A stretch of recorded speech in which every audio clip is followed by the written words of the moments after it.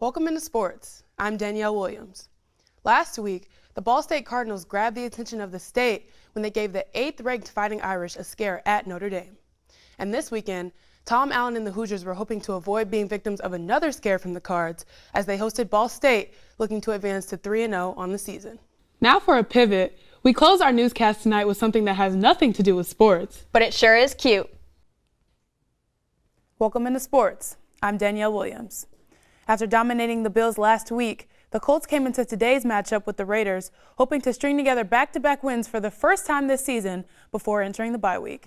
Thanks, guys. And as you can see, I've added a jacket to my wardrobe here. It's about 43 degrees out here, and both teams have had cancellations thus far just due to the weather. Thanks, Zan. And the Michigan State Spartans actually trained with the Michigan State ROTC cadets earlier this season, just trying to, get a different feel for the conditioning and the preparation that goes into doing those sorts of programs, and just looking forward to homecoming weekend versus Maryland. What do you foresee the atmosphere and just, kind of the energy being, with it being homecoming weekend on a Friday, against the Big Ten opponent in Maryland? What do you foresee in that game?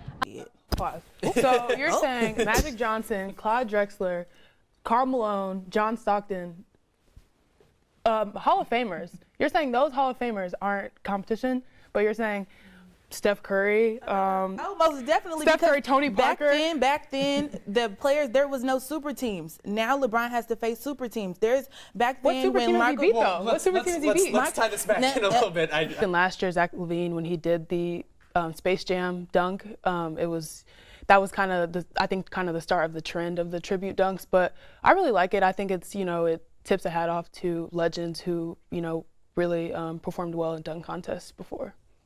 Yeah, James Harden has a few plays where he's shaking and baking and probably going past somebody, but I just feel like LeBron has more MVP-worthy plays. I feel like he has those plays that people are like, ooh, I think, like you said, LeBron's consistency is just off the charts. I mean, he's, even before, the new Cavs team, he was still putting up numbers, and he's still putting up numbers, and he's 33 years old. Like, I feel like that's not talked about enough. The fact that he's a 33-year-old man. What I like about the Hoosiers, they don't waste any time. As soon as the other team scores, they're after it. They're not wasting time. They're not walking the ball up the floor. They're pushing it. They're trying to get you off your edge. And there's Bindu with a good attack, another attack to the rim, and she draws the foul. That's a solid game for your first game coming in as a freshman. You might have a few jitters. You might be a little nervous, but she's not showing it. I don't think she showed it against Gannon. She's definitely not showing it right now. I like to call that shooter's touch when it just, drops right in the bucket.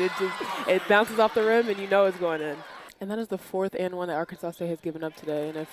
And if I'm head coach Brian Boyer over there, I'm telling him, hey, if you're gonna foul her, make sure she's not making the shot. That is the 4th and one that they've given up today. Although that was a good bucket, it did not come easy. Indiana definitely made them work for that bucket. They were out on the perimeter. Tyra was in the post trying to front that, and they definitely had to work for that 2 points. That says a lot about a player when your shot's not falling and when everything's not going your way on the offensive end, and if you're still able to get your teammates open and still able to rebound and do your part, even if you're not scoring, that says a lot. Kim Royster showed soft hands on that last play. She was able to just catch and go up quick with a nice pass from Tyra Buss, and that was just a beautiful play. She's definitely able to find the open man. She's able to get past that second line of defenders and able to dump down to their post players, and when you have soft hands and you can go up and draw a foul, that's exactly what your point guard wants. I see a lot of maturity coming out of Kim Royster just compared to the previous seasons. A call like that not going her way, she definitely would have, emotionally reacted. But now, she just kind of puts her head down and walks towards the other way, knowing, that was me, that was on me. There's not much you can do there when you're Bindu Yaney, 1-on-3, fast break. You just kind of have to jab and hope for the best there in that position. When you have 89 points up on the board, you hope that you have 5 players in double figures. You hope that everyone is able to share the ball and, kind of share the wealth in this game here today.